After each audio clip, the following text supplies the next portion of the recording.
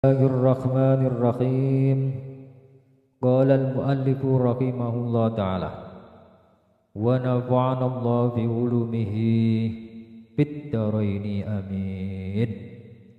Masih tentang bab yang menerangkan mulazimatu ta'ah wa tarkil haram, menetapi taat wa tarkil haram dan meninggalkan perkara haram. Lanjutan kemarin, Bismillahirrahmanirrahim. Bismillahirrahmanirrahim. Qala al-muallif rahimahullah ta'ala nafa'anallahu fi ulumihi fid dharaini amin. Bismillahirrahmanirrahim. Suila ditanya sapa ba'dul arifin, sebagiane wong sing ahli makrifat, orang sing ahli makrifat, wali berarti. Ngan ilmil batini, tentang ilmu batin, ilmu dalam. Orang kok tenaga dalam, pahamannya kok tenaga dalam. An ilmil batini, tentang ilmu batin, ilmu yang tidak bisa dilihat itu. Faqala makan jawab. Faqala makan jawab sapa ba'dul arifi.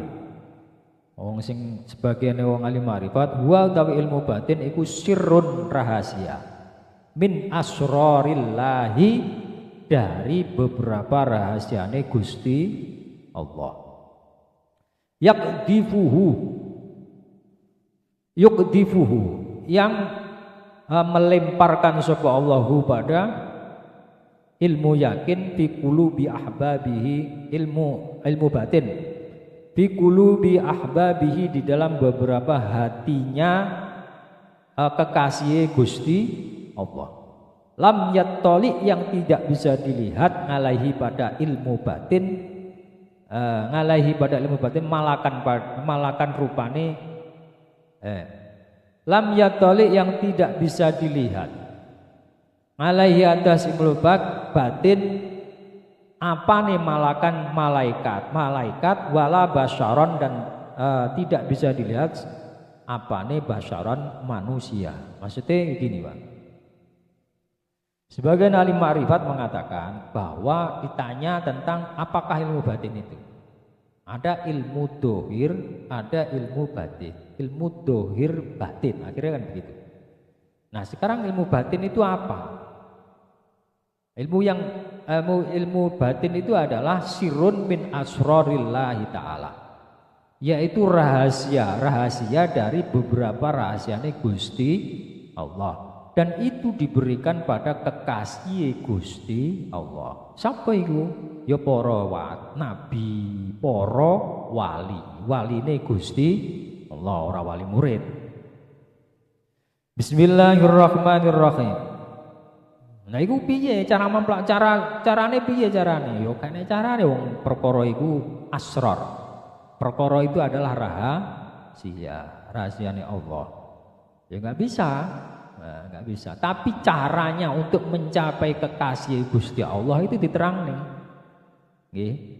Jadi lek sampean pokoknya dicap karo Gusti Allah itu dadi kekasih Gusti Allah, berarti ya dapat ilmu itu dengan sendirinya. Bagaimana caranya bisa mencapai ilmu asrarillah itu? Sirune rahasiane Gusti Allah itu. Tidak seperti itu. Pokoknya bagaimana cara mencapai ahbabullah ta'ala. Bagaimana cara mencapai menjadi kekasih Gusti Allah. Lha iku nek carane dikasih cara. Contohnya lewat jalur pekir. Orang pekir sabar. Itu bisa. Pekir sabar, bojone ngamukan. Itu bisa cerewet, nyabari bojo, wis pekir, gak punya apa-apa, bojone cerewet ra karuan.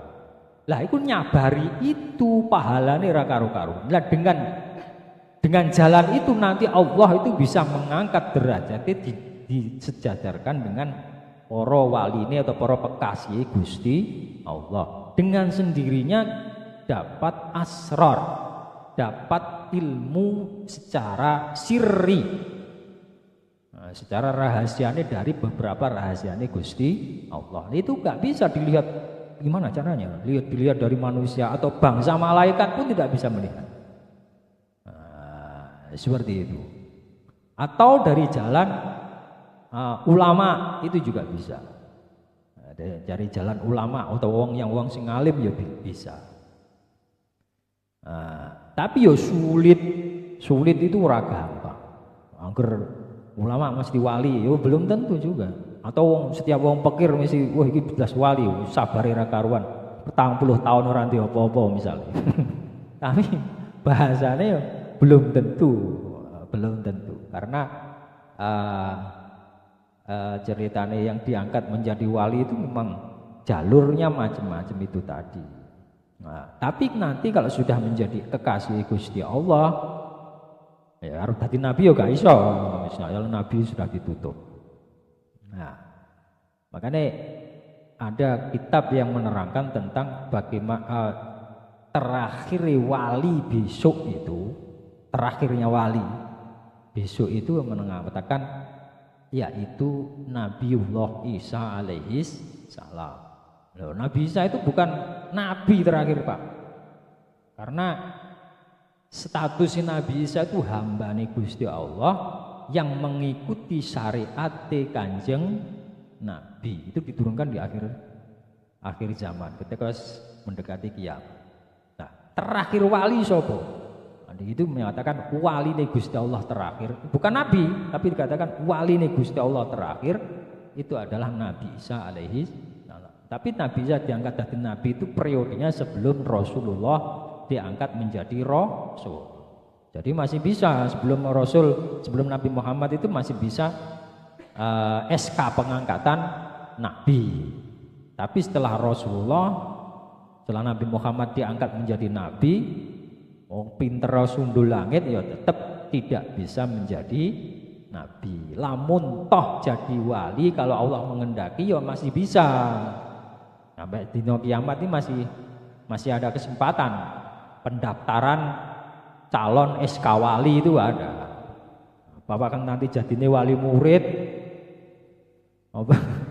Wali murid apa wali kota ya kita nggak tahu, tapi intinya kalau jadi walinya Allah itu sampai dibuka pendaftarannya sampai hari kiamat. Makanya wali itu standarnya sampai kiamat, entek terakhirnya itu adalah Nabi Isa itu sendiri yang menjadi wali.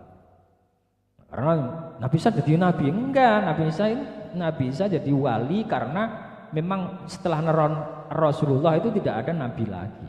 Dan Nabi Isa jadi wali alasannya sebab dia adalah hamba Allah yang mengikuti syariat Kanjeng Nabi Muhammad Sallallahu Alaihi Wasallam. Jadi statusnya sama dengan kita, sama kita mengikuti syariat Kanjeng Nabi. Nek cuma bedane kono dadi wali, awake dadi wali murid itu saja. Bismillah. Ya sapa ngerti sampean kok ya diangkat dadi waline Gusti Allah. Amin. Ada gitu. Bismillahirrahmanirrahim. Kita nggak tahu, kita nggak bisa mengklaim. Wah, wis gak iso kuwi pangeran tak piye. Seperti itu. Wong kita bukan Tuhan. Seperti itu. Jadi nggak iso mengklaim. Bismillahirrahmanirrahim. Ruya diceritakan apa anak Ka'bul Akhbar. Sesungguhnya Ka'bul Akhbar, ini Ka'bul Akhbar itu memang orang yang cerdas, karena anaknya pentolannya orang Yahudi. Islam sebenarnya dia itu sahabat menemui Rasulullah, tapi Islamnya itu belakangan, karena dia mengerti. Nah, mengerti itu Muhammad itu lek cara kitab Taurat kan dipegang oleh Yahudi itu kitab Taurat Nabi Musa. Keterangannya itu kan mauliduhu di Makkah, hidupnya itu di Mekah, lahirnya di Mekah. Wes bener lahir Mekah. Nah, orang yang pertama mengerti Nabi, tanda-tanda Nabi itu bukan dari Madinah, tapi orang Yahudi, bukan dari golongan orang-orang Majusi, tapi golongan Yahudi yang mengerti, karena mereka yang memegang kitabnya Nabiullah Musa, yaitu kitab Taurat, dan di situ ada keterangannya akan ada Nabi akhir zaman yang mauliduhu di Makkah wa hijratuhu fil Madinah. Hijrahnya itu di Madinah. Bener Nabi Muhammad itu bener hijrahnya di Madinah. Tapi wasultanuhu fis Syam. Kerajaannya di Syam. Syam itu ya Lebanon. Kalau dulu Lebanon apa namanya Israel, terus Palestina, terus Yordania itu masuk kategori Syam, Suriah. Kategori Bakti waktu itu dikuasai bangsa Romawi yang notabene adalah Nasrani. Nah itu Kabul Akbar loh, ini tondo yang ketiga itu belum. Muhammad itu belum ada, katanya kerajaannya di Syam. Ini masih belum. Nah sampai Kanjeng Nabi wafat atau intaqala ila rafiqil a'la, terus diganti sama Sayyidina Abu Bakar As-Siddiq. Itu masih belum. Maka Kabul Akbar ditahan Islami. Ini kan cerdas. Begitu dipimpin Sayyidina Umar bin Khattab, maka Baitul Maqdis itu bisa direbut oleh pasukan Islam. Sehingga Syam itu bisa dikuasai oleh orang-orang Islam. Nah baru itu menyatakan diri asyhadu alla ilaha illallah wa asyhadu anna muhammadur rasulullah. Tapi wis pinter, asale wis yang terdidik. Itu Islaman itu ya susah. Tapi ini makanya banyak yang meriwayatkan dari Kabul Akbar itu banyak. Baru ya diceritakan Abu Anak Kabul Akbar kolam berkata sebuah Kabul Akbar, lau anna bani Adam. Ini Pak. Lau anna bani Adam, seandainya sungguhnya anak Adam atau manusia iku balagu sampai si manusia tadi minal yakini dari yakin sing bobote yakin mau miskolah habatin. Kemarin saya terangkan ini. Miskolah habatin min adomatillah azza wa jalla. Bobote yakin ini cuma satu biji dalam mengagungkan Allah azza wa jalla. Bobote saja di dalam hatinya ada satu biji saja yakinnya anak Adam tadi manusia kepada Allah Gusti Allah, dalam mengagungkan Gusti Allah beratnya hanya satu biji saja di dalam hatinya. Lamasyu, maka menyentuh sapa anak Adam mau pada bobote keyakinan yang sak biji tadi alal ma'i atas air warihi dan angin. Artinya alam itu merespon dari hatinya manusia yang punya yakin dengan mengagungkan kepada dari Allah Subhanahu wa taala hanya berarti dari sebesar satu biji. Katakan biji sawi lah. Untuk kita itu keyakinannya orang awam itu kan. Itu alam itu akan merespon. Maksudnya air dan di sini tadi dikatakan apa? Air dan angin itu akan merespon. Makanya setengah dari keramati orang, kayak Sunan, sampai teliti hidupnya Sunan itu menyepikan diri, zuhud, kayak Sunan Muria ya, sampai tahu pernah ke sana enggak? Itu nanjak di Gunung Muria. Ketika di situ tempatnya itu tandus misalkan, setengah dari keramatnya karena di dalam hatinya itu ada mengagungkan Allah SWT, yang yakin mengagungkan Allah yang menurut kita adalah sangat besar karena di situ adalah walinya Gusti Allah. Maka direspon alam sekitar. Alam sekitar itu akan menjadi subur. Direspon sama air dan angin. Itu seperti itu. Misalnya tandus akan menjadi subur. Karena nggak bisa enggak gitu. Tapi kadang-kadang keyakinan kita itu kadang kurang, kadang ya tambah. Keimanan kita itu kadang ziyadah wayang kus. Nah ini apa mana sing KTP, Islamnya KTP. Nah itu repot. Nah, aja sampai hilang dari ya itu aja sampai. Naudzubillah summa naudzubillah. Jadi ziyadah wayang kus. Kadang orang pernah ziyadah, orang pernah tambah, yangkus terus. Lah ini bahaya, surut terus. Surut sampai asad, nah itu naudzubillah, summa naudzubillah. Asad itu artinya keluar dari Islam, naudzubillah. Ya walaupun surut ya nggak apa-apa, surut yang trewong awam, tapi jangan sampai kering. Maknanya berarti kita keluar dari agama Islam. Naudzubillah min dzalik. Itu sudah sejelek-jelek orang. Bismillahirrahmanirrahim. Mana tadi? Fasubhana man ja'alal ikral bi azzi ngan idraki ma'rifatuhu imanan kama ja'alal ikramu mun'imi alaihi bil azzi an idraki syukrihi syukran. Maha suci zat yang menjadikan pengakuan dengan makhluk yang lemah dari menemukan mengertinya Allah imanan dengan iman, seperti menjadikannya Allah pengakuan pada zat yang menciptakan, zat yang memberi nikmat. Bila azzi dengan dengan kelemahan, maksudnya makhluk. Ngan idroki syukrihi dari menemukan syukurnya makhluk, syukron dengan syukur. Maksudnya biar Pak? Alhamdulillah kita dijadikan oleh Allah itu lemah semua dalam segala hal. Wa khuliqal insanu dhaifa. Itu Qur'annya bilang begitu. Manusia itu dicetak dalam keadaan lemah, tidak kuat. Yang kuat hanya Gusti Allah.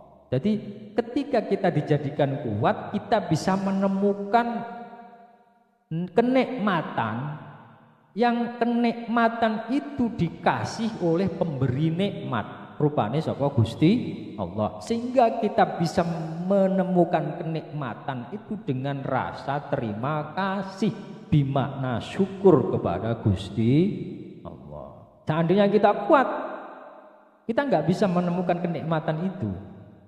Nah, kita nggak bisa menikmati dan kita nggak bisa merasakan terima kasih pada zat pemberi nikmat, rupanya Gusti Allah. Sehingga alhamdulillah kita makhluk kok dijadikan lemah, sehingga kita bisa menemukan kenikmatan itu pemberian dari yang memberi nikmat, rupanya siapa? Gusti Allah. Sehingga kita merasakan terima kasih atau bersyukur kepada pemberi nikmat, rupanya Gusti Allah. Itu pengakuan di dalam hati.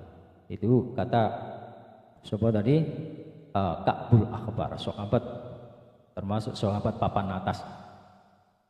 Di situ itu. Jadi intinya alhamdulillah kita dijadikan lemah ini bisa mengerti zat yang kuat, zat yang memberi nikmat, zat yang kuasa tidak terbatas, sehingga kita hanya bisa subhana rabbiyal azimi wa bihamdi. Wallahu a'lam. Assalamualaikum warahmatullahi wabarakatuh.